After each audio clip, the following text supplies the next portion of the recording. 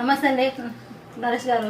నమస్తే మేడం. మీరు సినిమాల్లోకి అనుకున్న ఆలోచన మీకు ఎలా వచ్చింది? వాస్తవానికి నాకు చిన్నప్పుడు నేను మదనపల్లి బీటీ కాలేజీలో చదివే సందర్భంలో లక్ష్మీ కళ్యాణ్ షూటింగ్లోకి నాకు తేజ గారు చిత్రీకరిస్తున్నారు. ఆ సమయంలో నేను సెట్లోకి వెళ్ళాలని చెప్పి నాకు ఆతృత అనమాట. వెళ్ళే సందర్భంలో నన్ను ఎవరు పడితే వాడు వచ్చేదానికి ఇదేమన్నా ఆడుకునే వీధాడు అడుకున్నారన్నారు. నాకు అక్కడ చిన్న బాధాకరమైన చేసింది. ఎందుకంటే నేను చిన్నప్పటి నుండి అజయ్ గారి ఫ్యాన్. అన్న విక్రమార్కుడు మూవీలో రవితేజ హీరోగా, బాబూజీ వాళ్ళ తమ్ముడుగా టిట్లాబాయిని క్యారెక్టర్ చేసినాడు. ఆ క్యారెక్టర్ నాకు చాలా ఇష్టం. అందుద్వారానే అన్న ఇన్స్పిరేషన్ ద్వారా మూవీ చేయాలని ఇంట్రెస్ట్గా ముందుకు పోతున్నాను.